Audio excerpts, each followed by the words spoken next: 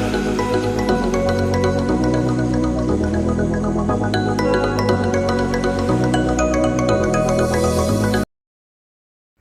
guys! Buenos dias! After ng long vacation nga guys, ayan, finally, papasok na po ulit tayo sa ating trabaho. Ayan, kahit nagbakasyon ako guys, makaramdam ko, pagod na pagod pa rin ako. Ewan ko nga ba, kailangan ko na siguro mag-take ng maraming vitamins. So ayun nga guys, medyo masama pa yung pakiramdam ko. Dahil sa magwi-winter na dito sa Dubai.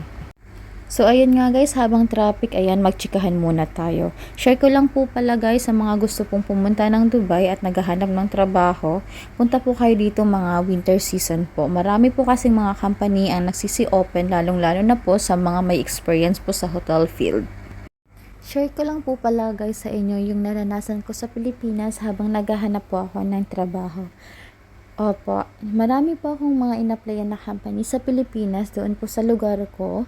Ayun, nagpasa ako ng resume, CV, pero wala po talagang tumanggap sa akin. Kasi po, ang qualification po na hinahanap nila, at least po nakapagtapos ka ng 4 na taon, which is hindi po ako nakapagtapos ng aking pag-aaral, at high school lamang po ang aking natapos.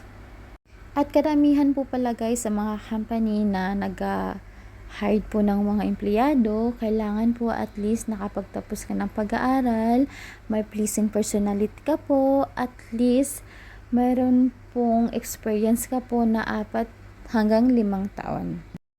Sa murang edad ko po pala guys, ayan, bago po ako noon mag-18, naghanap na po ako ng trabaho at hirap na hirap nga po ako makapag-apply. May napasukan pala ako guys ng mga panahon na yun kasi po magdi-December at busy. So ayun nga po guys, kahit po ganun po yung edad ko, may tumanggap naman po sa akin kahit sabihin po nating maliit na company lang po siya. Alam nyo ba guys, kung magkano yung sinasahod ko sa isang araw noon? Opo, 50 pesos lang po yun at ang layo po ng aking tinitirhan. Pero kahit ganun guys, pinagtyagaan ko po yun at binudget ko po talaga yung pera ko hanggang sa mapagkasya ko po ito. At dahil nga guys, sa gusto ko pong makapag-ipon ng madami at makatulong sa aking pamilya at makapagtapos po ng pag-aaral, sa murang edad ko po na 23, naghanap po ako ng trabaho sa ibang bansa at ang unang bansa po na pagtrabahuan ko ay sa Saudi Arabia po. Tulad nga din po guys ng karamihan nating kababayan, naranasan ko din po ang naranasan nilang pangungulila at pang-aabuso po ng amo. So, ayan nga guys, fast forward ko na lang siya. Opo, tinapas ko po yung 2 years ko po sa Saudi at nag-apply po ako dito sa Dubai. Ayan po. Sabi nga po nila, pagkatapos po ng mga pinagdaanan mo, may maganda din pong opportunity na nag-aabang sa'yo. Kapag naging OFW ka guys, at naranasan mo yung mga bagay na yon, mas lalo kang magiging matatag sa hamon ng buhay.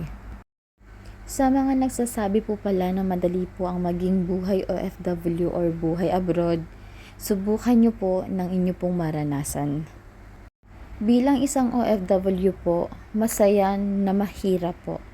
Masaya dahil po nakakatulong po kami sa aming mga pamilya at naibibigay po namin kung ano po yung mga pangangailangan nila sa araw-araw.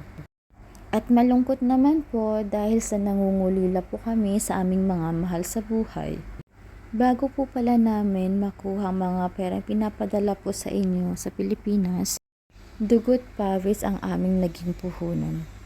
May mga pagkakataon pong nasusugatan ang aming mga kamay, nasisigawan po ng aming mga amo, umiiyak po sa gabi ng palihim, at nagkakaroon po kami ng sakit.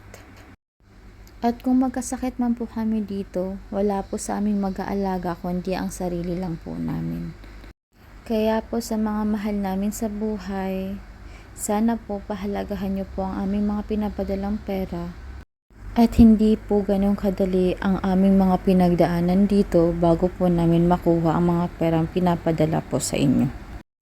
Ang nakakapagpasaya sa aming mga OFW ay kahit simpleng kumusta man lang sa aming mga mahal sa buhay. So, ayun nga guys, medyo napahaba po ang ating kwentuhan. Sa susunod po ulit, magkwentuhan po ulit tayo. Please keep supporting me guys for my daily vlog. Thank you! Sa mga may suggestions po guys at gusto mag-comment, you are free to comment below and please subscribe to my YouTube channel. Thank you!